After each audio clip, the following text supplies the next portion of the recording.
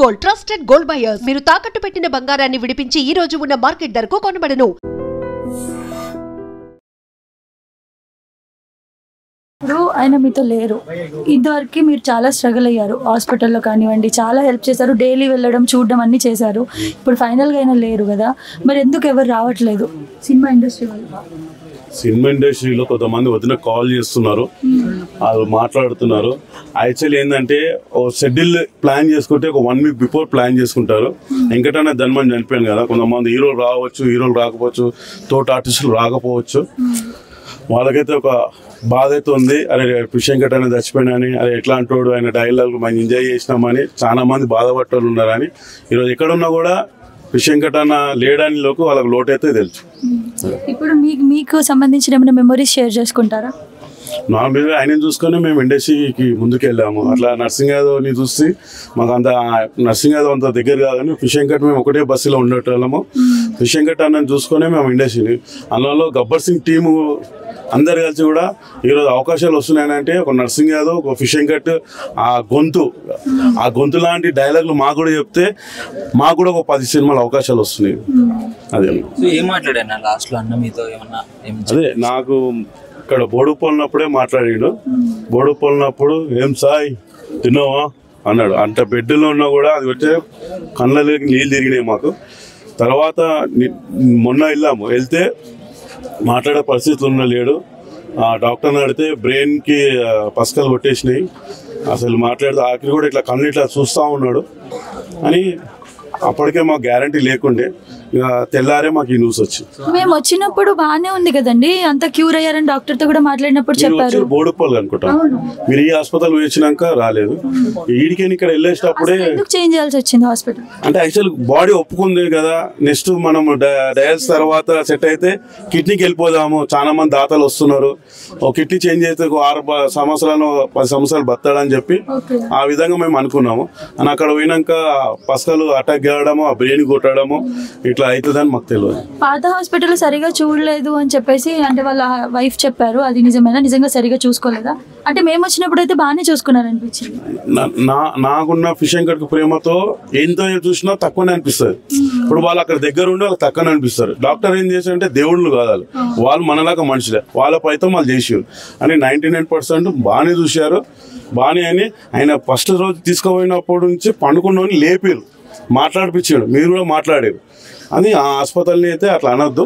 అలాగన్నా ఏమైనా ప్రేమ ఎక్కువ ఉన్నప్పుడు ఏమైనా ఎవరు వచ్చి కాపాడతారో, ఎవరు వచ్చి బయట మా వెంకట్ బాగా చేస్తారని ఆ విధంగా మా వద్ద అనొచ్చు. హాస్పిటల్ చేంజ్ చేయడమే ఇదంతా కారణం ఇప్పుడు ఇలా అవ్వడానికి అంటున్నారు. అసలు హాస్పిటల్ చేంజ్ చేయాలన్న డిసిజన్ ఎవరిది?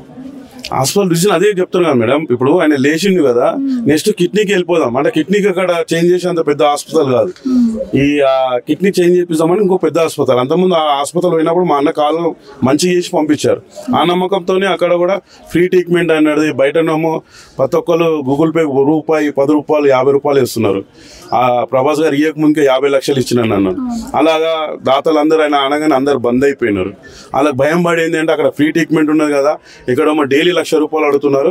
ఆ ట్రీట్మెంట్ వల్ల నాన్న అక్కడ కూడా మంచిగా అయిందండి. ఆ భరోసా మీద మా వెంకటన్న బిడ్డ ఆయన డిసిషన్ తీసుకుని వెళ్ళి అన్నారు. పవన్ కళ్యాణ్ మీరు ఇంతమంది ఛానల్, ఇంతమంది వేల మీద ఛానల్ పవన్ కళ్యాణ్ దాకా 100% వెళ్ళింది. అన్న వాళ్ళ మమ్మీ కూడా బాగాలేదు, పవన్ కళ్యాణ్ వాళ్ళ మమ్మీ బాగాలేక ఆడలేక అక్కడ మేనేజర్కి మేము కాల్ చేశాము. ఇలా అన్న లేడని లోటైతే మాకు ఎరక. వెంకట్ అన్న ఆయన డైలాగ్ పవన్ కళ్యాణ్ బాగా ఎంజాయ్ చేస్తుండే, అది మా కళ్ళతో చూసాము.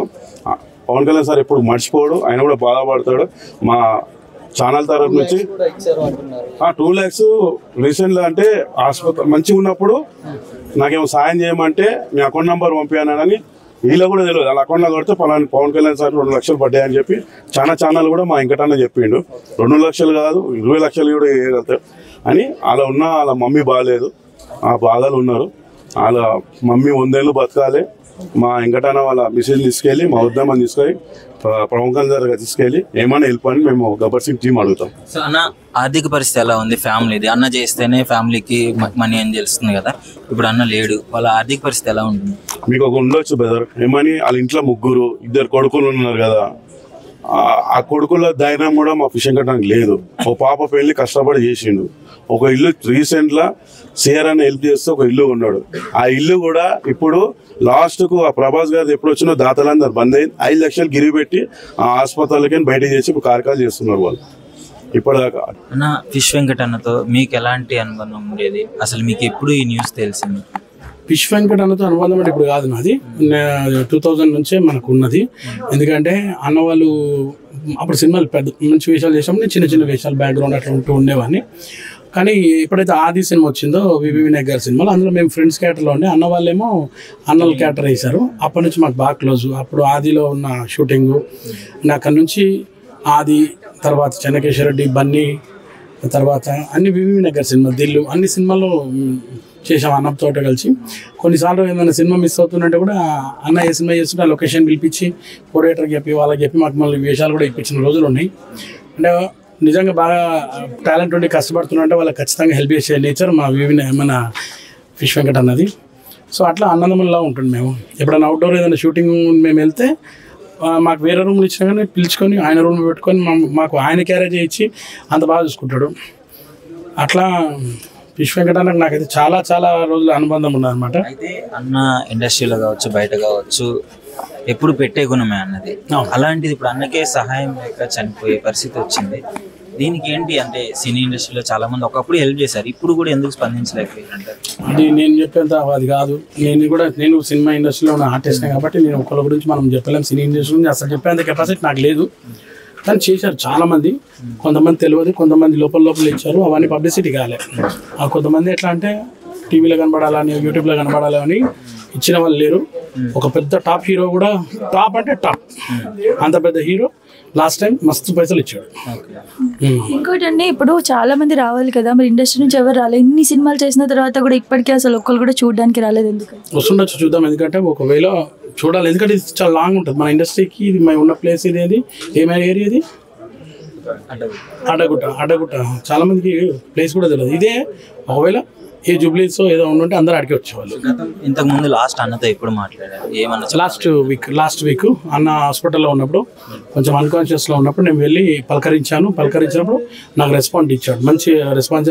అసలు ఆ రోజే ఫస్ట్ టైం రెస్పాండ్ ఇచ్చాడండి. ఆ రోజు నర్స్ కూడా వాళ్ళందరూ అది సార్ మీరు వచ్చి ఇలా మాట్లాడితేనే రెస్పాండ్ అయ్యారని చెప్పి, అప్పుడు అన్న తింటావా ఏదైనా అది అంటే అప్పుడు ఆయన సైకిల్లో చెప్పారు. అప్పుడు వెళ్ళి జ్యూస్ అయితే తీసుకొచ్చారు. చాలాసేపు టైం స్పెండ్ చేశాను. నాకు తెలిసి ఒక 15 minutes వరకు ఆయన తోటి ఉన్నాను ఆ రోజు లాస్ట్ వీక్. నేను అనుకున్నా మంచి ఆ హాస్పిటల్లో మంచిగా అవుతారు అనుకున్నా. ఇక్కడ మన బోడుపల్లో అక్కడ మంచిగా అయ్యండి చాలా. నిజంగా ప్రస్తుతం ఉన్నటువంటి సమాజం దేనికి ప్రయారిటీ ఇస్తుంది? ఆర్థిక సంబంధాల చుట్టూ మాత్రమే తిరుగుతుంది. మళ్ళీ ఎన్నికలంగానే చాలా విరక్తి కలుగుతాం.